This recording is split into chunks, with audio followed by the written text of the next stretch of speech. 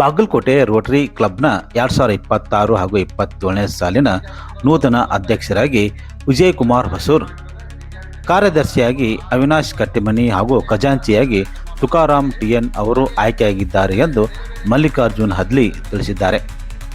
ಅವರು ನವನಗರದ ಪತ್ರಿಕಾಭವನದಲ್ಲಿ ಮಾಧ್ಯಮ ಪ್ರತಿನಿಧಿಗಳೊಂದಿಗೆ ಮಾತನಾಡುತ್ತಾ, ನೂತನ ಅಧ್ಯಕ್ಷ, ಕಾರ್ಯದರ್ಶಿ, ಖಜಾಂಚಿ ಅವರ ಪದಗ್ರಹ ಸಮಾರಂಭ ಜುಲೈ 1ರಂದು ನಡೆಸಲಾಗುವುದೆಂದು ತಿಳಿಸಿದರು. ಈ ಸಂದರ್ಭದಲ್ಲಿ ನೂತನ ಅಧ್ಯಕ್ಷರಾಗಿರುವಂಥ ವಿಜಯಕುಮಾರ್ ಹೊಸೂರ್ ಮಾತನಾಡಿ, ರೋಟರಿ ಅಂತಾರಾಷ್ಟ್ರೀಯ ಸಂಸ್ಥೆಯು 65 ವರ್ಷಗಳ ಪೂರ್ಣಗೊಳಿಸಿ 66ನೇ ವರ್ಷದ ಪಾದಾರ್ಪಣೆ ಮಾಡಲಿದೆ. ಸಂಸ್ಥೆಯು ನಾಗರಿಕ ಸಾಮಾಜಿಕ ಕಾರ್ಯಕ್ಕೆ ಹೆಚ್ಚು ಒತ್ತು ನೀಡುತ್ತಿದೆ. ಅಧ್ಯಕ್ಷ ಆದ ಬಳಿಕ ಸಮಾಜದ ಸಮಗ್ರ ಅಭಿವೃದ್ಧಿ, ಆರೋಗ್ಯ, ಪರಿಸರ ಸಂರಕ್ಷಣೆ, ಯುವ ಸಬಲೀಕರಣ ಹಾಗೂ ಬಡ ಮತ್ತು ಅಗತ್ಯ ಇರುವ ಜನರಿಗೆ ನೆರವು ನೀಡುವ ಉದ್ದೇಶ ಹೊಂದಲಾಗಿದೆ ಎಂದು ತಿಳಿಸಿದರು. ಇನ್ನು ನಮ್ಮ ರೋಟರಿ ಕ್ಲಬ್ ಅಂತೂ ಸುಮಾರು ಈ ಬಾಗಲಕೋಟೆಯಲ್ಲಿ 65 ವರ್ಷ ಮುಗಿದು 66ನೇ ವರ್ಷದಲ್ಲಿ ನಡೀತಾ ಇದೆ. ಈ 66 ವರ್ಷಗಳಲ್ಲಿ ನಾವು ಸಮಾಜಮುಖಿ ಕೆಲಸಗಳನ್ನ ಮಾಡ್ತಾ ಬಂದಿದ್ದೆ, ತಾವೆಲ್ಲರೂ ಗಮನಿಸಿದ್ದೀರಿ. ಈಗ ನಮ್ಮ ಕಾರ್ಯಕ್ರಮ ಏನು, ನಾವು ಮುಂದಿನ ವರ್ಷ ಮಾಡಬೇಕಾಗಿರೋ ಹಮ್ಮಿಕೊಂಡಿರುವಂಥ ಕಾರ್ಯಕ್ರಮಗಳೇನು ಅನ್ನೋದ್ರ ಬಗ್ಗೆ ಸ್ವಲ್ಪ ಸಂಕ್ಷಿಪ್ತವಾಗಿ ಹೇಳ್ತೇನೆ. ಯಾಕಂದ್ರೆ ಈಗಾಗಲೇ 15 ಸಾಕಷ್ಟು ತಾವು ಮಾಡಿರುವಂಥ ಕೆಲಸಗಳನ್ನು ಹೇಳಿದ್ದಾರೆ. ಅದಕ್ಕೆ ಸಂಬಂಧಪಟ್ಟಂಗೆ ಅದೇ ಥರದ ಕೆಲಸಗಳನ್ನೇ ಕೂಡ ನಾವು ನಮ್ಮ ಮುಂದಿನ ವರ್ಷದಲ್ಲಿ ಮಾಡ್ತೀವಿ. ಹಾಗೆ ತಮ್ಮಿಂದ ಏನಾದರೂ ರೆಸ್ಪಾನ್ಸ್ ಬಂದು ತಾವು ಕೂಡ ಏನಾದರೂ ನಮಗೆ ನಿರ್ದೇಶನ ನೀಡಿದರೆ ಅಥವಾ ಅಡ್ವೈಸ್ ಮಾಡಿದರೆ, ಇಂಥ ಕೆಲಸ ಮಾಡಿದರೆ ಜನರಿಗೆ ಒಳ್ಳೆಯದು ಅಂತ ತಾವು ತಿಳಿಸಿದರೆ, ಆ ಕೆಲಸಗಳನ್ನು ಕೂಡ ನಾವು ಮಾಡಲು ನಮ್ಮ ಪೂರ್ಣ ಪ್ರಯತ್ನವನ್ನ ಮಾಡ್ತೇವೆ. ಕಂಬಳಿ ಅಥವಾ ಬಟ್ಟೆ ಕೊಡುವಂಥ ಕಾರ್ಯಕ್ರಮ ಕೂಡ ನಮ್ಮ ಒಂದು ಯೋಜನೆಯಲ್ಲಿ ಇದೆ. ಹಾಗೆ ಕೃತಜ್ಞತಾ ದಿನ ಅಂತಂದ್ರೆ ಹಿರಿಯ ನಾಗರಿಕರು, ಬಹಳ ವಯಸ್ಸಾದವರು ಇರ್ತಾರಲ್ಲ ಅವ್ರಿಗೆ, ಅಥವಾ ನಿವೃತ್ತರಾದಂಥ ಸೈನಿಕರು, ವಯಸ್ಸಾದವರು, ಶಿಕ್ಷಕರಾಗಿರ್ಬೋದು, ಸ್ವತಂತ್ರ ಹೋರಾಟಗಾರಾಗಿರ್ಬೋದು, ಅಥವಾ ಯಾವುದೇ ಗಣ್ಯ ವ್ಯಕ್ತಿಗಳಾಗಿರ್ಬೋದು, ಬಹಳ ವಯಸ್ಸಾಗಿರ್ತದೆ, ಅವ್ರು ಯಾರು ಕಾಳಜಿ ಮಾಡ್ತಿರೋದಿಲ್ಲ, ನಮ್ಗೆ ಯಾರು ಮಾತಾಡ್ಸೋರಿಲ್ಲ, ಕೇಳೋರಿಲ್ಲ ಅನ್ನುವಂಥ ವಿಚಾರ ಅವರಲ್ಲಿ ಇರ್ತದೆ. ಅವ್ರಿಗೆ ಅವತ್ತು ಕೃತಜ್ಞತಾ ದಿನ ಅಂತ ಹೇಳ್ಕೊಂಡು ಅವ್ರ ಮನೆಗೆ ಹೋಗಿ ಅವ್ರಿಗೆ ಸನ್ಮಾನ ಮಾಡಿ ಅವ್ರಿಗೆ ಆತ್ಮಸ್ಥೈರ್ಯ ತುಂಬುವಂಥ ಒಂದು ಕೆಲಸವನ್ನು ಕೂಡ ಮಾಡಬೇಕು ಅನ್ನುವಂಥದ್ದು ಇದೆ. ಹಾಗೆ ವಿಶ್ವ ಸಸ್ಯಾಹಾರ ದಿನ, ಆದರೆ ಈಗ ಸಸ್ಯಾಹಾರದ ಬಗ್ಗೆ ಅವೇರ್ನೆಸ್ ಕಮ್ಮಿ ಆಗ್ತಾ ಹೋಗ್ತಾ ಇದೆ. ಸಸ್ಯಾಹಾರ ಎಷ್ಟು ಅವಶ್ಯ ಅನ್ನೋದ್ರ ಬಗ್ಗೆ ಅವತ್ತು ಜಾಗೃತಿಗಾಗಿ ನಾವು ಭಾಷಣ ಕಾರ್ಯಕ್ರಮಗಳನ್ನು ಕೂಡ ಏರ್ಪಡಿಸಬೇಕು ಅಂತಿದೆ. ಆಮೇಲೆ ಗ್ರಾಮೀಣ ಮಹಿಳಾ ದಿನಾಚರಣೆ ಅಕ್ಟೋಬರ್ 15 ಇದೆ. ಅವತ್ತು ಗ್ರಾಮೀಣ ಮಹಿಳೆಯರನ್ನ ಕರೆಸಿ ಅವ್ರು ಮಾಡಿರುವಂಥ ಕೆಲಸಗಳಿಗೆ ಪ್ರೋತ್ಸಾಹ ನೀಡಿ ಅವ್ರಿಗೂ ಸನ್ಮಾನ ಮಾಡಬೇಕು ಅನ್ನುವಂಥದ್ದಿದೆ. ಹಾಗೆ ಈ ಕಳ್ಳತನ ಇವು ಕೊಲೆ ಗಿಲೆ ಎಲ್ಲ ನಡೀತಾವಲ್ಲ, ಅದ್ರ ಬಗ್ಗೆ ಜಾಗೃತಿ ಪೊಲೀಸ್ ಇಲಾಖೆಯೊಂದಿಗೆ ಸೇರಿಕೊಂಡು ಅವ್ರ ಸಹಯೋಗದೊಂದಿಗೆ ಜಾಗೃತಿ ಕಾರ್ಯಕ್ರಮಗಳನ್ನು ಕೂಡ ಮಾಡಬೇಕಂತಿದೆ. ಆಮೇಲೆ ಕಂಪ್ಯೂಟರ್ ಮತ್ತು ಇತರೆ ವೃತ್ತಿಪರ ಕೌಶಲ್ಯ ತರಬೇತಿ ಕಾರ್ಯಕ್ರಮಗಳನ್ನು ಮಾಡ್ಬೇಕಂತ ಮಾಡೀವಿ. ಆಮೇಲೆ ಸ್ವಸಹಾಯ ಸಂಘಗಳಿಗೆ ಬೆಂಬಲ ಮತ್ತು ಉತ್ತೇಜನ ಕೊಡಬೇಕು ಅಂತ. ಆಮೇಲೆ ವಿದ್ಯಾರ್ಥಿಗಳು ಮತ್ತು ಯುವಕರಿಗೆ ವೃತ್ತಿ ಮಾರ್ಗದರ್ಶನ ಹಾಗೂ ಸಮಾಲೋಚನೆ ಕಾರ್ಯಕ್ರಮ ಮಾಡಬೇಕಂತಿದೆ. ಆಮೇಲೆ ಮಾದಕ ವಸ್ತುಗಳ ದುರುಪಯೋಗ ತಡೆಗಾಗಿ ಜಾಗೃತಿ ಕಾರ್ಯಕ್ರಮಗಳನ್ನು ಕೂಡ ಮಾಡಬೇಕಂತಿದೆ. ಆಮೇಲೆ ವಿಶೇಷ ಚೇತನ ಮಕ್ಕಳಿಗಾಗಿ ವೀಲ್ ಚೇರ್, ಶ್ರವಣ ಯಂತ್ರ ಹಾಗೂ ಇತರೆ ಸಹಾಯ ಸಾಧನಗಳನ್ನು ಕೊಡಬೇಕು ಅನ್ನುವಂಥದ್ದು ಕಾರ್ಯಕ್ರಮ ಇದೆ. ಹಾಗೆ ಕ್ಯಾನ್ಸರ್ ಸಹಾಯ ದಿನ ಅಂದರೆ ಸೆಪ್ಟೆಂಬರ್ 22ರಂದು ಅಗತ್ಯ ಇರುವ ರೋಗಿಗಳಿಗೆ ಆರ್ಥಿಕ ಮತ್ತು ಮಾನಸಿಕ ನೆರವನ್ನು ಕೂಡ ಮಾಡಬೇಕಂತಿದೆ. ಹಾಗೆ ಸಮುದಾಯ ಸ್ವಚ್ಛತಾ ಅಭಿಮಾನ ಅಂದರೆ ಎಲ್ಲೆಲ್ಲಿ ಸ್ವಚ್ಛತೆ ಮಾಡಬೇಕು, ಜನರೆಲ್ಲ ಸ್ವಚ್ಛತೆ ಒಂದು ಅವ್ರಿಗೆ ತಿಳುವಳಿಕೆ ನೀಡುವ ಸಲುವಾಗಿ ಅದನ್ನು ಕೂಡ ಒಂದು ಅವೇರ್ನೆಸ್ ಕಾರ್ಯಕ್ರಮ ಹಾಕೋಬೇಕು, ಸ್ವಚ್ಛತಾ ಕಾರ್ಯಕ್ರಮವನ್ನು ಹಾಕೋಬೇಕು ಅನ್ನುವಂತಿದೆ. ಆಮೇಲೆ ಹಿಂದುಳಿದ ಪ್ರದೇಶಗಳಲ್ಲಿ ಸೌರ ದೀಪಗಳ ಅಳವಡಿಕೆಯನ್ನು ಮಾಡಬೇಕು, ಎಲ್ಲಿ ಲೈಟೇ ಇಲ್ಲ ಅಂತಲ್ಲಿ ಮಾಡಬೇಕಂತಿದೆ. ಆಮೇಲೆ ಅಕಸ್ಮಾತ್ ಏನಾದರೂ ಪ್ರಕೃತಿ ವಿಕೋಪಗಳಾದರೆ ಆ ಸಂದರ್ಭದಲ್ಲಿ ಕೂಡ ನಾವು ತುರ್ತು ಪರಿಸ್ಥಿತಿಯಲ್ಲಿ ಆಹಾರ ಸಾಮಗ್ರಿಗಳನ್ನು ಕೊಡುವಂಥ ಕಾರ್ಯಕ್ರಮಗಳು ಕೂಡ ನಾವು ರೂಪಿಸ್ಕೊಂಡಿವಿ. ಹೀಗಾಗಿ ಬ್ಲಡ್ ಬ್ಯಾಂಕ್ ಮಾಡ್ಬೇಕಾದ್ರೆ ತೊಂದರೆಗಳೇನದಾವ ಅಂದರೆ ನಮಗೆ ಕಟ್ಟಡ ಸಿಗೋದಿಲ್ಲ. ಆಮೇಲೆ ಕಟ್ಟಡ ಕಟ್ಟಿಸೋದಂದ್ರೆ ಭಾಳ ಖರ್ಚಿನ ಕೆಲಸ, ಅದನ್ನು ಮಾಡೋದಿಲ್ಲ. ನಾವೇನು ಮಾಡ್ಬೇಕಂತ ಮಾಡಿವಿ ಅಂದರೆ, ಈಗ ಮುನ್ಸಿಪಾಲ್ಟಿಯಲ್ಲಿ ಯಾವುದಾದ್ರೂ ಯೂಸ್ ಆಗದೆ ಇರುವಂಥ ಕಟ್ಟಡಗಳಿದ್ದರೆ, ಫಾರ್ ಎಕ್ಸಾಂಪಲ್ ಈಗ ನಮ್ಮ ರೋಟರಿ ಸರ್ಕಲ್ ಏನಿದೆ ಅಲ್ಲ, ಅಲ್ಲಿ ಒಂದು ಗಾರ್ಡನ್ ಇದೆ ನಮ್ಮದು, ಅದ್ರ ಪಕ್ಕದಲ್ಲೇ ಒಂದು ಮುನ್ಸಿಪಾಲ್ಟಿ ಬಿಲ್ಡಿಂಗ್ಗಳು ಅದಾವ. ಅದು ಏನಂದ್ರೆ ಮೋಸ್ಟ್ಲಿ ಟಾಯ್ಲೆಟ್ ಅಂತ ಮಾಡ್ಯಾರವರು, ಅವ್ರು ಕಟ್ಟಿದಾಗಿಂದ ಹಿಡ್ಕೊಂಡು ಅದು ಯಾರೂ ಉಪಯೋಗ ಮಾಡಿಲ್ಲ, ಈಗಾಗಲೇ ಶಿಥಿಲ ಸ್ಥಿತಿಯಲ್ಲಿ ಇವೆ. ಅಂಥವು ಯಾವ ಸಿಗ್ತಾವನ್ನ ಕೇಳ್ತೀವಿ ನಾವು ಫ್ರೀ, ಅಂದ್ರೆ ಅದೊಂದು ನಮ್ಮ ಖರ್ಚು ಉಳಿದಿದೆ. ಮುಂದೆ ಇನ್ಸ್ಟಾಲ್ ಮಾಡೋದೆಲ್ಲ ನಾವು ಮಾಡಿ, ಅಂದರೆ ಇಲ್ಲಿ ನಮ್ಮ ಗೋಕಾಕ್ನಲ್ಲಿ ಆಲ್ರೆಡಿ ಮಾಡ್ಯಾರೆ, ಗೋಕಾಕ ಮತ್ತು ಈ ಚಿಲ್ಕರಂಜಿಯಲ್ಲಿ ಅವ್ರ ಎಕ್ಸಾಂಪಲ್ ನಾವು ಸ್ಟಡಿ ಮಾಡ್ಕೊಂಡ್ಬಂದು ಅದೇ ಥರ ಇಲ್ಲಿ ನಾವು ಅಳವಡಿಸ್ಬೇಕು ಅನ್ನುವಂಥ ಒಂದು ವಿಚಾರ ಇದೆ ನಮ್ಮದು. ಅಥವಾ ಎಲ್ಲರೂ ಕುಮಾರೇಶ್ವರದಲ್ಲಿ ಸಿಕ್ಕರೆ ಅಥವಾ ನಮ್ಮ ಹಾಸ್ಪಿಟಲ್, ಗೌರ್ಮೆಂಟ್ ಹಾಸ್ಪಿಟ್ಲಲ್ಲಿ ಏನಾದರೂ ರೂಮ್ಸ್ ಕೊಟ್ಟರೆ ಅಂತಲ್ಲಿ ಒಂದು ಬ್ಲಡ್ ಬ್ಯಾಂಕ್ ಮಾಡಬೇಕನ್ನೋ ಒಂದು ವಿಚಾರ ಇದೆ. ಇನ್ನರ್ ವೀಲ್ ಕ್ಲಬ್ನ 2026 ಹಾಗೂ 27ನೇ ಸಾಲಿನ ನೂತನ ಅಧ್ಯಕ್ಷರಾಗಿ ಶ್ರೀಮತಿ ವಾಣಿ ವಿಜಯಕುಮಾರ್ ಹೊಸೂರ್, ಕಾರ್ಯದರ್ಶಿಯಾಗಿ ಶ್ರೀಮತಿ ಪ್ರತಿಭಾ ದಂಡೀನ್, ಖಜಾಂಚಿಯಾಗಿ ಶ್ರೀಮತಿ ಶೋಭಾ ಹುಳುಗಬಾಳಿ ಹಾಗೂ ISO ಆಗಿ ಶ್ರೀಮತಿ ಪೂರ್ಣಿಮಾ ಅಕ್ಕಿಮರಡಿ ಮತ್ತು ಶ್ರೀಮತಿ ದೀಪಾ ಬನ್ನಿ ಆಯ್ಕೆಯಾಗಿದ್ದಾರೆ. ಈ ಬಗ್ಗೆ ನವನಗರದ ಪತ್ರಿಕಾ ಭವನದಲ್ಲಿ ಮಾಧ್ಯಮ ಪ್ರತಿನಿಧಿಗಳೊಂದಿಗೆ ಮಾತನಾಡಿದ ನೂತನ ಅಧ್ಯಕ್ಷೆ ವಾಣಿ ಹೊಸೂರ್, ಇನ್ನರ್ ವೀಲ್ ಕ್ಲಬ್ ಸುಮಾರು 26 ವರ್ಷಗಳಿಂದ ವಿವಿಧ ಸಮಾಜಮುಖಿ ಸೇವೆ ಕಾರ್ಯಗಳನ್ನು ಯಶಸ್ವಿಯಾಗಿ ನಡೆಸಿಕೊಂಡು ಬಂದಿದೆ.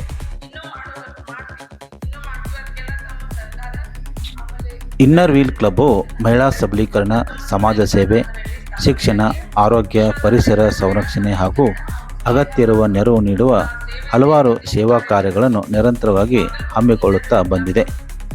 ಈ ವರ್ಷವೂ ಸಂಸ್ಥೆಯು ಸಹಕಾರ ಹಾಗೂ ಸಮಾಜದ ಬೆಂಬಲದೊಂದಿಗೆ ಸೇವಾ ಕಾರ್ಯಗಳನ್ನು ಕೈಗೊಳ್ಳಲು ಸಂಕಲ್ಪ ಮಾಡಲಾಗಿದೆ ಎಂದು ತಿಳಿಸಿದರು. ಮಹಿಳೆಯರಿಗೆ ಹಾಗೂ ಯುವತಿಯರ ಸಬಲೀಕರಣಕ್ಕಾಗಿ 2 ಸ್ಟೀವಿಂಗ್ ಮಷಿನ್ ಕೊಡ್ತಾ ಇದ್ದೀವಿ. ಹಾಗೂ ಆರ್ಥಿಕವಾಗಿ ಹಿಂದುಳಿದ ಅಗತ್ಯವಿರುವ ಮಹಿಳೆಯರಿಗೆ, ರೈತ ಮಹಿಳೆಯರಿಗೆ ಇಬ್ಬರಿಗೆ ಮಾತ್ರ ನಾವು ಅದು ರೈತ ಸಮುದಾಯಕ್ಕೆ ಅಗತ್ಯವಿರುವಂಥ ಸಲಕರಣೆಗಳನ್ನು ಪೂರೈಸ್ತಾ ಇದ್ದೀವಿ. ಇಬ್ಬರು ಮಹಿಳೆಯರು, ಕೆಲವರಿಗೆ ಸ್ವಲ್ಪ ಫುಡ್ ಕಿಟ್ಟನ್ನು ಕೊಡ್ತಾ ಇದ್ದೀವಿ. ಆಮೇಲೆ ನಮ್ಮದು ಒಂದು ವರ್ಷದಲ್ಲಿ ಸಾಕಷ್ಟು ನಾವು ಇದನ್ನು ಮಾಡ್ಕೊಂಡಿದ್ದೀವಿ, ಯೋಜನೆಗಳನ್ನು ಮಾಡ್ಕೊಂಡಿದ್ದೀವಿ. ಆರ್ಥಿಕವಾಗಿ ಹಿಂದುಳಿದ ಹಾಗೂ ಅಗತ್ಯವಿರುವ ಒಬ್ಬ ಡಯಾಲಿಸಿಸ್ ರೋಗಿಗೆ ಚಿಕಿತ್ಸೆಯ ವೆಚ್ಚಕ್ಕಾಗಿ ಆರ್ಥಿಕ ನೆರವು ನೀಡಲಾಗುತ್ತದೆ. ಆರೋಗ್ಯ ಶಿಬಿರಗಳು, ಶಿಕ್ಷಣ ಹಾಗೂ ಶಾಲಾಭಿವೃದ್ಧಿ ಮತ್ತು ಸಬಲೀಕರಣ ಮಾಡ್ತಾ ಇದ್ದೇವೆ. ಸ್ವಸಹಾಯ ಸಂಘಗಳಿಗೆ ಬೆಂಬಲ ಮತ್ತು ಉತ್ತೇಜನ ನೀಡುತ್ತಿದ್ದೇವೆ. ಸ್ವಚ್ಛ ಭಾರತಕ್ಕಾಗಿ ಆದ್ಯತೆಯ ಕಾರ್ಯಕ್ರಮ,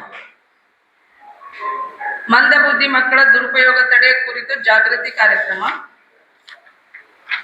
ಕ್ಯಾನ್ಸರ್ ಅವೇರ್ನೆಸ್ ಹೆಣ್ಣು ಮಕ್ಕಳಿಗಾಗಿ 14 ವರ್ಷದ ಒಳಗಿನ ಮಕ್ಕಳಿಗಾಗಿ ಅವರಿಗೆ ಕ್ಯಾನ್ಸರ್ದ ಅವೇರ್ನೆಸ್ ನೀಡಿ ಅವರಿಗೆ ವ್ಯಾಕ್ಸಿನೇಷನ್ ಕೊಡ್ತಾ ಇದ್ದೀವಿ. ನನ್ನ ಕಾರ್ಯದರ್ಶಿಯಾಗಿ ಶ್ರೀಮತಿ ಪ್ರತಿಭಾ ದಂಡಿ, ಖಜಾಂಚಿಯಾಗಿ ಶ್ರೀಮತಿ ಶೋಭಾ ಹುಳುಗಬಾಳಿ ಹಾಗೂ ದೀಪಾ ಬನ್ನಿ ಅವರು ಎಡಿಟರ್ ಆಗಿ ಮತ್ತು ಶ್ರೀಮತಿ ಪೂರ್ಣಿಮಾ ಅಕ್ಕಿಮರಡಿ ಅವರು ಸಂಪಾದಕಿಯಾಗಿ ಹಾಗೂ ದೀಪಾ ಬನ್ನಿ ಅವರು ಆಯ್ಕೆಯಾಗಿದ್ದಾರೆ. ನಾವು 26-27ನೇ ಸಾಲಿನ ಕೆಲವು ಸಮಾಜ ಸೇವೆ, ಅಭಿವೃದ್ಧಿ, ಮಹಿಳಾ ಸಬಲೀಕರಣ ಹಾಗೂ ಆರೋಗ್ಯ, ಪರಿಸರ ಸಂರಕ್ಷಣೆ, ಅಗತ್ಯವಿರುವವರಿಗೆ ನೆರವು ನೀಡುವ ಉದ್ದೇಶದಿಂದ ವಿವಿಧ ಸೇವಾ ಕಾರ್ಯಕ್ರಮಗಳನ್ನು ಹಮ್ಮಿಕೊಳ್ಳಲು ನಿರ್ಧರಿಸಿದ್ದೀವಿ. ಅದರಲ್ಲಿ ಮುಖ್ಯವಾದವುಗಳನ್ನು ಕೆಲವೊಂದು ಮಾತ್ರ ನಾನು ಹೇಳ್ತೇನೆ. ನಾನು ಪದಜ್ಞಾನದ ದಿನ, ಇನ್ಸ್ಟಾಲೇಷನ್ ಡೇಸ್ ದಿನ ನಾವು ಒಂದು 5 ಪ್ರಾಜೆಕ್ಟ್ ಮಾಡ್ತಾ ಇದ್ದೀವಿ. ಮೊದಲನೇದಾಗಿ 5 ಗೌರ್ಮೆಂಟ್ ಸ್ಕೂಲ್ ಮಕ್ಕಳು, ಆರ್ಥಿಕವಾಗಿ ಹಿಂದುಳಿದ ಮಕ್ಕಳಿಗೆ ನಾವು 1 ಇಯರ್ವರೆಗೂ ಶೈಕ್ಷಣಿಕವಾಗಿ ಅವರನ್ನು ಅಡಾಪ್ಟ್ ತಗೋತಾ ಇದ್ದೀವಿ. ಅಂದರೆ ಶೈಕ್ಷಣಿಕವಾಗಿ ಶಿಕ್ಷಣದ್ದು ಏನೇ ಅವ್ರದ್ದು ಬಂದರೂ 1 ಇಯರ್ವರೆಗೂ ಒಂದು 5 ಮಕ್ಕಳಿಗೆ 1 ಇಯರ್ವರೆಗೂ ಅವ್ರಿಗೆಲ್ಲ ನಾವು ಶಿಕ್ಷಣದ್ದು ಪೂರೈಕೆ ಮಾಡ್ತೀವಿ. ಮತದಾರರ ಪಟ್ಟಿಯ ಪರಿಷ್ಕರಣೆ ಹಿನ್ನೆಲೆ ಬಾಗಲಕೋಟೆ ಮತಕ್ಷೇತ್ರದ ಲಿಂಬದಗುಂದಿ ಗ್ರಾಮದಲ್ಲಿ ಕಾಂಗ್ರೆಸ್ ಪಕ್ಷದಿಂದ ಜಾಗೃತ ಸಭೆ ಆಯೋಜನೆ ಮಾಡಲಾಗಿತ್ತು. ಸಭೆಯನ್ನು ಕಾಂಗ್ರೆಸ್ ಪಕ್ಷದ ಮುಖಂಡರಾಗಿರುವಂಥ ಬಸವಂತಪ್ಪ ಮೇಟಿ ಚಾಲನೆ ನೀಡಿದರು. ಈ ಸಂದರ್ಭದಲ್ಲಿ ಮಾತನಾಡಿದ ಅವರು, ಮತದಾನ ಪಟ್ಟಿ ಸಂಬಂಧಪಟ್ಟಂತೆ ಬರುವ ಅಧಿಕಾರಿಗಳಿಗೆ ಸೂಕ್ತ ಮಾಹಿತಿ ಜೊತೆಗೆ ತಮ್ಮ ಹೆಸರನ್ನು ಖಾತ್ರಿ ಮಾಡಿಕೊಂಡು ಗುರುತಿನ ಚೀಟಿಯಲ್ಲಿ ಬರುವಂತೆ ನೋಡಿಕೊಳ್ಳಬೇಕೆಂದು ಅವರು ಕರೆ ನೀಡಿದರು. ಆ ದೃಷ್ಟಿಯನ್ನು ಇಟ್ಟುಕೊಂಡು ನಮ್ಮ ವಿರೋಧ ಪಕ್ಷದವರು ಈ ಯೋಜನೆಯನ್ನು ಜಾರಿಗೆ ತಂದರು. ಏನಾದರೂ ಮಾಡಿ ಗ್ರಾಮೀಣ ಭಾಗದಲ್ಲಿ ಮತಗಳನ್ನು ಕಡಿಮೆ ಮಾಡಿದರೆ ನಾವು ಚುನಾವಣೆಯಲ್ಲಿ ಗೆಲ್ತೀವಿ ಅಂತಕ್ಕಂಥ ಒಂದು ಮನಸ್ಸು ಇಟ್ಕೊಂಡು ಆ ಯೋಜನೆಯನ್ನು ತಂದರು. ಅದನ್ನು ನಾವು ನೀವು ಕೂಡಿ ಆಗ ಮತದಾರ ಪಟ್ಟಿ ಪರಿಷ್ಕರಣೆಯನ್ನು ಎದುರಿಸಬೇಕಾಗಿದೆ. 1 ತಿಂಗಳ ಪರ್ಯಂತ ನಮ್ಮ ಶಿಕ್ಷಕರು PLO ಏನಂತೀವಿ, ಮತಗಟ್ಟೆ ಅಧಿಕಾರಿಗಳು, ಅವರು ನಿಮ್ಮ ಮನೆಗೆ ಬರ್ತಾರೆ. 3 ರಿಂದ 4 ಸಲ ಬರ್ತಾರೆ. ನೀವು ಮನೆಯಲ್ಲಿರ್ತಕ್ಕಂಥವ್ರು ಮನೆ ಬಿಟ್ಟು ಎಲ್ಲಿ ನೌಕರಿ ಆಗ್ಲಿಕ್ಕೆ ಕೆಲಸಕ್ಕೆ ಹೋದವ್ರನ್ನ ಎಲ್ಲ ಮಾಹಿತಿಗಳನ್ನ ಫಾರ್ಮ್ ಕೊಡ್ತಾರೆ. ಅವ್ರು 2 ಫಾರ್ಮ್ ಕೊಡ್ತಾರೆ. ಆ ಫಾರ್ಮ್ನಲ್ಲಿ ಸಂಪೂರ್ಣವಾದಂಥ ಮಾಹಿತಿಯನ್ನ ನೀವು ಏನೇ ಕೆಲಸಗಳಿದ್ರೂ ಬಿಟ್ಟು ಆ ಕೆಲಸಗಳನ್ನು ಮಾಡಬೇಕು. ಯಾಕಂದ್ರೆ ಈಗ ಹೆಂಗೆ ಆಧಾರ್ ಕಾರ್ಡ್ ನಿಮಗೆ ಎಲ್ಲ ಕೆಲಸಗಳಿಗೆ ಅನುಕೂಲ ಐತಿ, ಸರ್ಕಾರ ಯೋಜನೆ ಪಡಿಲಿಕ್ಕೆ ಬರ್ತಕ್ಕಂಥ ನಿರ್ಮಾಣದಲ್ಲಿ ವೋಟರ್ ಐ ಡಿ ಇದೇನು ಮತದ ಚೀಟಿ ಇರ್ತದಲ್ಲ, ಮತದಾರ ಪಟ್ಟಿ ಒಳಗೆ ನಿಮ್ಗೆ ಹೆಸರು ಇತ್ತಂದ್ರೆ ಮಾತ್ರ ಅದು ನಿಮ್ಗೆ ವೋಟರ್ ಐ ಡಿ ಸಿಗ್ತದೆ. ಆ ವೋಟರ್ ಐ ಡಿ ಬರ್ತಕ್ಕಂಥ ಸರ್ಕಾರಿ ಯೋಜನೆಗಳು ಪಡಿಲಿಕ್ಕೆ ಆ ವೋಟರ್ ಐ ಡಿ ಇದ್ರೆ ಮಾತ್ರ ನಿಮ್ಗೆ ಮುಂದೆ ಯೋಜನೆಗಳು ಸಿಗ್ತಾವೆ. ಯಾವುದೇ ಬ್ಯಾಂಕ್ ಪಾಸ್ಬುಕ್ ಇರ್ಬೋದು, ರೈತರ ಯೋಜನೆಗಳಿರ್ಬೋದು, ನಮ್ಮ ರೇಷನ್ ಇರ್ಬೋದು, ಈ ತಾಯಂದ್ರದ್ದು 2 ವರ್ಷ 2000 ಇರ್ಬೋದು, ಆ ಎಲ್ಲ ಯೋಜನೆಗಳಿಗೂ ಆ ಮತದಾರ ಚೀಟಿ ಬೇಕು, ಆ ಮತದಾರ ಪಟ್ಟಿಯಲ್ಲಿ ಹೆಸರು ಇರ್ಬೇಕು. ಅದು ಇರಲಿಲ್ಲ ಅಂತಂದ್ರೆ ನೀವು ಈ ದೇಶದವರ ಅಲ್ಲ ಅಂತಕ್ಕಂಥ ನಿರ್ಧಾರ ಮಾಡುವಂತ ಸಂದರ್ಭ ನಿರ್ಮಾಣ ಆಗುತ್ತೆ. ಅಂತ ಒಂದು ಕಠಿಣವಾದಂತಹ ಪರಿಸ್ಥಿತಿಯನ್ನು ಇವತ್ತು ನಮಗೆ ತಂದು ಕೊಟ್ಟಿದ್ದಾರೆ ಕೇಂದ್ರ ಸರ್ಕಾರದವರು.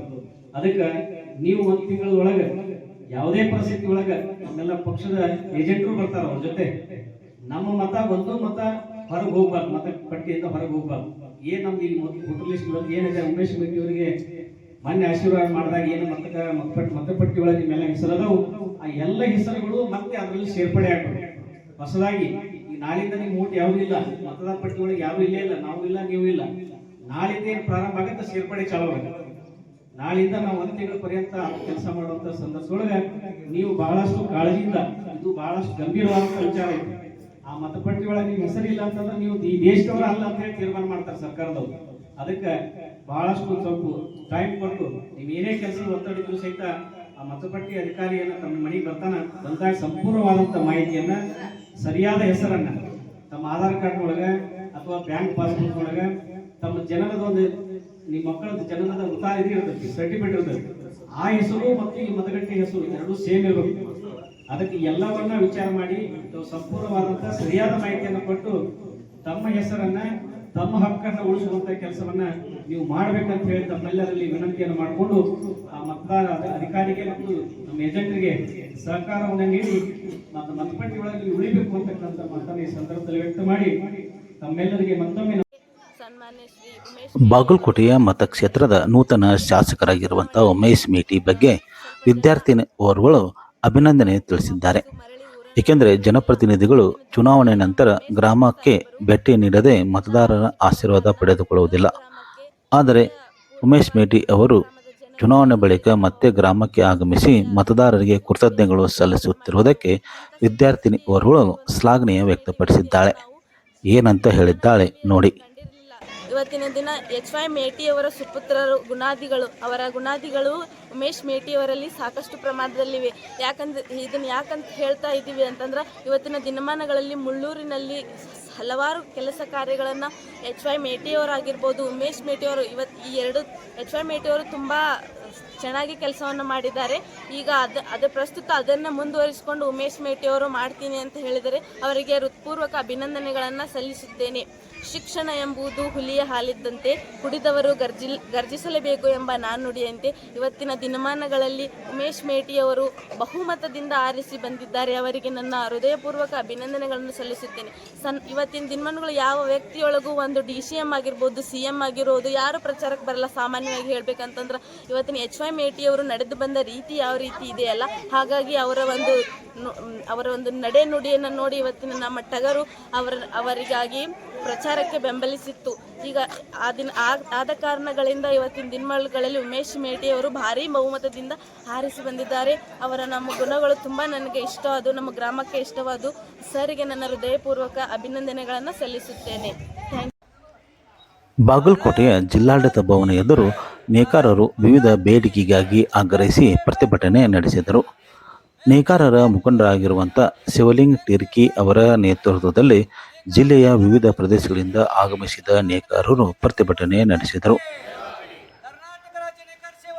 ನೇಕಾರರಿಗೆ ಪ್ರೋತ್ಸಾಹಧನ ನೀಡಬೇಕು, ಕಚ್ಚಾ ವಸ್ತುಗಳ ಪೂರೈಕೆ ಮಾಡಬೇಕು, ಜೊತೆಗೆ ನೇಕಾರರಿಗೆ ನಿವೇಶನ ನೀಡಬೇಕು ಎಂಬ ಸೇರಿದಂತೆ ವಿವಿಧ ಬೇಡಿಕೆ ಇರುವ ಮನವಿ ಪತ್ರವನ್ನು ಜಿಲ್ಲಾಧಿಕಾರಿಗಳ ಮೂಲಕ ಮುಖ್ಯಮಂತ್ರಿ DK ಶಿವಕುಮಾರ್ ಅವರಿಗೆ ಸಲ್ಲಿಸಲಾಯಿತು. ಈ ಸಂದರ್ಭದಲ್ಲಿ ಸರ್ಕಾರದ ವಿರುದ್ಧ ಘೋಷಣೆ ಕೂಗಿ ಆಕ್ರೋಶ ವ್ಯಕ್ತಪಡಿಸಿದರು.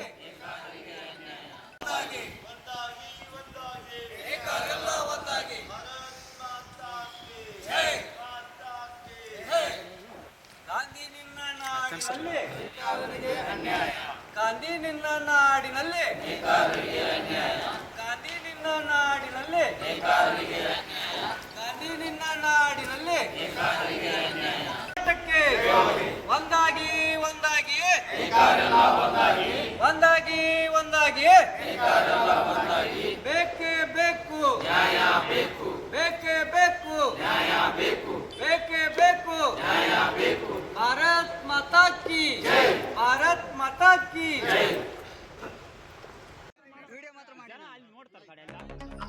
ಭಾರತೀಯ ಸೇನೆಯ ಅಗ್ನಿಪಂಥ್ ಯೋಜನೆ ಅಡಿಯಲ್ಲಿ ಅಗ್ನಿವೀರ ಸೈನಿಕನಾಗಿ ವಿಜಯನಗರದ ಕೂಡಲಗಿ ತಾಲೂಕಿನ ಹಿರೇಹೆಗ್ಡಾಳ್ ಗ್ರಾಮದ ಯುವಕ ಕೆ ಅಜಯ್ ಕುಮಾರ್ ನೇಮಕವಾಗಿದ್ದು ಸ್ವಗ್ರಾಮದಲ್ಲಿ ಮುಗಿಲು ಮುಟ್ಟಿದೆ. ನೇಮಕವಾದ ನಂತರ ಮೊದಲ ಬಾರಿಗೆ ಗ್ರಾಮಕ್ಕೆ ಆಗಮಿಸಿದ ಸೈನಿಕನಿಗೆ ಭವ್ಯ ಸ್ವಾಗತ ಮಾಡಿದ್ದು ಗ್ರಾಮಸ್ಥರಿಂದ ಅದ್ಧೂರಿಯಾಗಿ ಮೆರವಣಿಗೆ ನಡೆಸಲಾಯಿತು. ಗ್ರಾಮದ ಯುವಕರಲ್ಲಿ ಸಂಚಲನ ಮೂಡಿಸಿದ್ದು ವಿವಿಧ ವಾದ್ಯಗೋಷ್ಠಿಗಳೊಂದಿಗೆ ಯುವಕರು ಕುಣಿದು ಕುಪ್ಪಳಿಸಿದರು.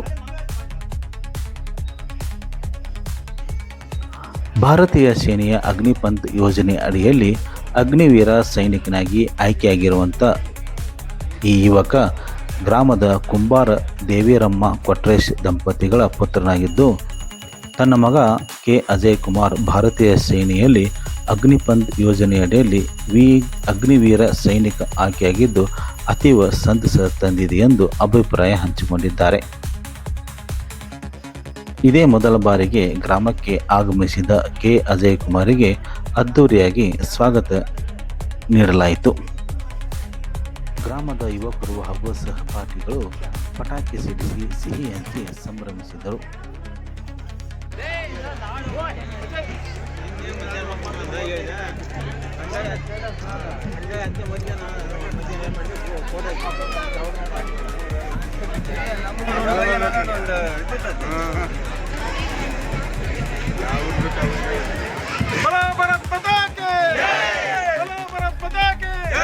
ಜೈ ಜವಾನ್ ಜೈ ಜವಾನ್ ಜೈ ಕಿಸಾನ್ ಅಜಯ್ ಕುಮಾರ್ಗೆ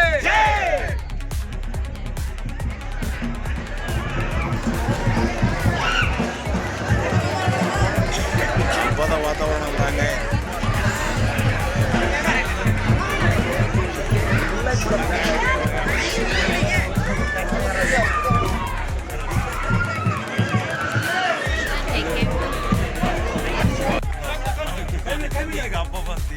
ಪುಸ್ತಕವನ್ನು ನೀವು ಸ್ನೇಹಿತರಂದಾಗ ಮಾಡ್ಕೋಬೇಕು. ಯಾರ್ಯಾರು ಈಗ ಡಿಗ್ರಿ ಆಸ್ಪಿರೆಂಟ್ಸ್ ಇದ್ದೀರಾ, ಯಾರ್ಯಾರು PUC ಓದಿದ್ದೀರಾ ಅಂಥವ್ರು ದಯಮಾಡಿ ಇಲ್ಲಿರ್ತಕ್ಕಂಥ ಪೇರೆಂಟ್ಸು ಇವಾಗ ಸರ್ಕಾರ ಹಲವಾರು ಅವಕಾಶಗಳನ್ನು ನೀಡ್ತಾ ಇದೆ. ಈ ಕರ್ನಾಟಕ ಸರ್ಕಾರ ಸುಮಾರು 72,000 ಹುದ್ದೆಗಳಿಗೆ ಇವತ್ತು ಅನುಮೋದನೆಯನ್ನು ನೀಡಿದೆ. ಇದು ಎಲ್ಲರ ಗಮನದಲ್ಲಿರಲಿ. 32,000 ನಮ್ಮ ಕಲ್ಯಾಣ ಕರ್ನಾಟಕ 7 ಜಿಲ್ಲೆಗಳಲ್ಲಿ ಕಲ್ಯಾಣ ಕರ್ನಾಟಕದಲ್ಲಿ ಇವನ್ SDA ಇಂದ ಹಿಡಿದು KS ವರೆಗೂ ಕೂಡ ತುಂಬತಕ್ಕಂಥ ಒಂದು ವ್ಯವಸ್ಥೆಯನ್ನು ಮಾಡ್ತಾ ಇದೆ. ಅದರಲ್ಲಿ ಈಗ 3,700ಕ್ಕೂ ಚಿಲ್ಡ್ರ ಅತಿ ಹೆಚ್ಚು ಪೊಲೀಸ್ ಇಲಾಖೆಯಲ್ಲಿ ಹುದ್ದೆಗಳಿದ್ದಾವೆ. ಯಾರ್ಯಾರು ಒಳ್ಳೆ ಫಿಸಿಕಲ್ ಇದ್ದೀರಾ, ಡೋಂಟ್ ವೇಸ್ಟ್ ಯುವರ್ ಟೈಮ್ ಇವತ್ತು ಹೇಳ್ತಾನಲ್ಲ, ಸಮಯ ಅಂತಕ್ಕಂಥದ್ದು ಏನು ಬೇಕಾದ್ರೂ ಕೂಡ ಸಂಪಾದನೆ ಮಾಡ್ಬೋದು, ಸಮಯ ಬರೋದಿಲ್ಲ. ಹಾಗಾಗಿ ಈ ಹುಡುಗನನ್ನ ಯುವಕನನ್ನ ಸ್ಫೂರ್ತಿ ಅಂತ ನೋಡ್ರಿ. ನಾವು ಹಿಂಗೆ ಅಡ್ಡಾಡ್ಬೇಕಾದ್ರೆ ಕೇಳ್ತಾ ಇದ್ವಿ, ನೋಡ್ತಾ ಇದ್ವಿ, ಭಾಳ ಟ್ರೈನಿಂಗ್ ಎಲ್ಲ ಮಾಡಿಸ್ತಾರೆ, ಎಲ್ಲ ಇರುತ್ತೆ. ಹಾಗಾಗಿ ಅತಿ ಹೆಚ್ಚಿನ ಯುವಕರು ಓದೋದರ ಕಡೆ ಗಮನ ಕೊಟ್ಟರೆ ಈ ಥರವಾದಂಥ ಹುದ್ದೆಗಳನ್ನ ಪಡೆಯೋದ್ರ ಜೊತೆಗೆ ಇದರಿಂದ ಏನಾಗುತ್ತೆ, ಸ್ಫೂರ್ತಿ, ನಮ್ಮ ಊರಿಗೆ ಸ್ಫೂರ್ತಿ. ನೋಡು, ಒಂದು ದೇಶ ಸೇವೆ, ಎಲ್ಲೋ ಇರ್ತಕ್ಕಂಥ ಬಾರ್ಡ್ರನ್ನ ಕಾಯ್ತಕ್ಕಂಥ ಒಂದು ಸಣ್ಣ ಪುಟ್ಟ ಗ್ರಾಮ ಗುರುತಿಡಿಯುತ್ತೆ ಅಂದರೆ ಡು ಯು ಇಮ್ಯಾಜಿನ್. ಈಗ ಇವನಿಗೆ ಸನ್ಮಾನ ಒಂದೇ ಮಾಡಿದಂಗೆಲ್ಲ ಎಲ್ಲರ ಕಡೆಯಿಂದ ಸನ್ಮಾನ ಆಗುತ್ತೆ. That is appreciation. ನಾವು ನಮ್ಮ ತಂದೆ ತಾಯಿಗಳಿಗೆ ಏನಾದರೂ ಒಂದು ಗೌರವ ಅಥವಾ ಏನಾದರೂ ಕೊಡುಗೆ ಕೊಡ್ತೀವಿ ಅಂದರೆ ಅದು ನಮ್ಮ ಮಾಡ್ತಕ್ಕಂಥ ಹೆಸರುಗಳಿಂದ. ಈ ಅಜಯ್ ಅವರು ಇವತ್ತು ಮಾಡಿರ್ತಕ್ಕಂತಹ ಒಂದು ಸಾಧನೆ ಏನಿದೆಯಲ್ಲ, ಇವೆಲ್ಲರಿಗೂ ಕೂಡ ನೋಡು, ಅವೆಲ್ಲ ಇಷ್ಟು ಜನ ಸೇರಿದ್ದೀವಿ ಅಂದರೆ ಇದು ಕಾರಣಕರ್ತ ನೆರೆದಿರ್ತಕ್ಕಂಥ ಎಲ್ಲ ಜನರಿಗೆ ವಂದಿಸಿ ನನ್ನ 2 ಮಾತುಗಳನ್ನ ಹೇಳಲಿಕ್ಕೆ ಇಚ್ಛಪಡ್ತೇನೆ. ಇಡೀ ನಮ್ಮ ಹಿರೇಹೆಗ್ಡಾಳ್ ಗ್ರಾಮದಲ್ಲಿ ಅಗ್ನಿವೀರ ಅಂತಕ್ಕಂಥ ಸೈನಿಕ ಪದವಿಯನ್ನು ಪ್ರಪ್ರಥಮವಾಗಿ ನಮ್ಮ ಕೆ ಅಜಯ್ ಕುಮಾರ್ ಅವರು ಈ ಒಂದು ಸಾಧನೆಯನ್ನು ಮಾಡಿರ್ತಾರೆ. ಅವರ ಶ್ರಮದ ಫಲವಾಗಿ ಈ ದಿನ ಅವರು ಆ ಒಂದು ಮಿಲಿಟರಿಯಲ್ಲಿ ಸೇರ್ಲಿಕ್ಕೆ ಒಂದು ಅರ್ಹತೆಯನ್ನು ಪಡೆದು ಸೆಲೆಕ್ಷನ್ ಆಗಿದ್ದಾರೆ, ಅಂದರೆ ಆಯ್ಕೆ ಆಗಿದ್ದಾರೆ. ಇದುವರೆಗೂ ಕೂಡ ನಮ್ಮಲ್ಲಿ ಬೇಕಾದಷ್ಟು ಜನ ನಮ್ಮ ಯುವಕರಿದ್ದಾರೆ. ಅವರು ಚೆನ್ನಾಗಿ ಓದಬೇಕು, ತಮ್ಮ ಮಕ್ಕಳನ್ನ, ಅವರು ಓದ್ಲಿದ್ರೆ ತಮ್ಮ ಮಕ್ಕಳನ್ನ ಓದಿಸ್ಬೇಕು. ಅವರು ಓದಿ ಒಳ್ಳೆಯ ಪೊಲೀಸ್ ಇರ್ಬೋದು, ಇನ್ನು ಬೇರೆ ಬೇರೆ ನೌಕರಿಗಳಿದೆ. ಸರ್ಕಾರದಿಂದ ಸಾಕಷ್ಟು ಸೌಲಭ್ಯಗಳನ್ನು ಸರ್ಕಾರ ಪ್ರತಿಯೊಂದು ಮಗುವಿಗೆ ಕೂಡ ಅನುಕೂಲ ಮಾಡಿಕೊಟ್ಟಿದೆ. 6ರಿಂದ 14 ವರ್ಷದವರೆಗೆ ಯಾವುದೇ ಒಂದು ರೂಪಾಯಿ ಫೀಸ್ ಇಲ್ದಂಗೆ ಮಕ್ಕಳಿಗೆ ಸರ್ಕಾರನೇ ಕಟ್ಟಿ ಬಟ್ಟೆ, ಪುಸ್ತಕ, ಊಟ, ಬಾಳೆಹಣ್ಣು, ಮೊಟ್ಟೆ ಇನ್ನೂ ಅನೇಕ ವ್ಯವಸ್ಥೆಯೊಂದಿಗೆ ಕೊಡ್ತಾ ಇದೆ. ತಾವು ಎಲ್ಲ ಮಕ್ಕಳನ್ನ ಶಾಲೆ ಕಳಿಸ್ರಿ, ಇದಕ್ಕಿಂತ ಇನ್ನು ಉತ್ತಮವಾಗಿ ಪ್ರತಿಭೆ ನಮ್ಮ ಹಿರೇಕೆರಳಿಂದ ಬರಲಿ ಅಂತ ಹಾರೈಸ್ತಾ ಈ ಒಂದು ಆಯ್ಕೆ ಆಗಿರ್ತಕ್ಕಂಥ ಕೆ ಅಜಯ್ ಕುಮಾರ್ ಅವರು ಇನ್ನು ಉನ್ನತ ಸ್ಥಾನಕ್ಕೆ ಏರಲಿ, ಅಲ್ಲಿ ಹೋಗಿ ಕೂಡ ವಿದ್ಯಾಭ್ಯಾಸ ಮಾಡುವಂತ ಅವಕಾಶ ಇದೆ. ಆ ಒಂದು ಅವಕಾಶವನ್ನು ಅವರು ಪಡೆದು ಇನ್ನು ಉನ್ನತ ವ್ಯಾಸಂಗ ಹಾಗೂ ಹುದ್ದೆಯನ್ನು ಹೊಂದಲಿ ಅಂತ ಹೇಳ್ತಾ ನೀವೆಲ್ಲರೂ ಕೂಡ ಇದು ಪ್ರಯತ್ನ ಮಾಡಿ ಆತನಿಗೆ ಒಳ್ಳೆ ಆಶೀರ್ವಾದ ಮಾಡಿ ಈ ತಾವರೆನಾಡಿನಿಂದ ಹೋಗ್ತಕ್ಕಂಥ ಏಕೈಕ ಅಗ್ನಿವೀರ ಸೆಲೆಕ್ಷನ್ ಆಗಿದ್ದಾನೆ. ಮುಂದಿನ ದಿನಗಳಲ್ಲಿ ಮನೆ ಮನೆಗೂ ಒಬ್ಬೊಬ್ಬ ಅಗ್ನಿವೀರರು, ಮನೆ ಮನೆಗೂ ಒಬ್ಬೊಬ್ಬ ಸೈನಿಕರು ಸೆಲೆಕ್ಷನ್ ಆಗಬೇಕು. ಆ ರೀತಿ ನಮ್ಮ ಹಿರೇಕೆರಳಿನಲ್ಲಿ ಸೃಷ್ಟಿಯಾಗಲಿ ಅಂತ ಹೇಳ್ತಾ ನನ್ನ 2 ಮಾತುಗಳಿಗೆ ವಿರಾಮವನ್ನು ಕೊಡ್ತಾ ಇದ್ದೇನೆ. ಒಂದು ನಿಲ್ಲಕ್ಕೆ ಫಸ್ಟು ನನ್ನ ಫ್ರೆಂಡ್ ಸರ್ಕಲ್ ಕಾರಣ, ಆಮೇಲೆ ನಮ್ಮ ತಂದೆ ತಾಯಿ ಅಂತ ಹೇಳ್ತೀನಿ. ಫಸ್ಟ್ ನನ್ನ ಫ್ರೆಂಡ್ಸು, ಆಮೇಲೆ ನನ್ನ ತಂದೆ ತಾಯಿ ಫಸ್ಟು ಭಾಳ ಹೆಲ್ಪ್ ಮಾಡಿದ್ದಾರೆ. ಅವರಿಗೆ ಧನ್ಯವಾದ ಹೇಳೋಕ್ಕೆ ಇಷ್ಟಪಡ್ತೀನಿ. ನೀವು ಇಲ್ಲೆಲ್ಲ ಇಷ್ಟೆಲ್ಲ ಕಲಿತು ನನಗೆ ವಿನ್ನರ್ ಹಾಕಿ ಸನ್ಮಾನ ಮಾಡಿದ್ದಕ್ಕೆ ಭಾಳ ಧನ್ಯವಾದಗಳು. ಮತ್ತು ಏನು ಮಾತಾಡೋಕ್ಕೆ ಮಾತೇ ಬರ್ತಾ ಇಲ್ಲ, ಇದೆಲ್ಲ ನೋಡಿ ಭಯ ಆಗ್ತಿದೆ. ಆಗಲಿ ಅಷ್ಟೇ ನನ್ನ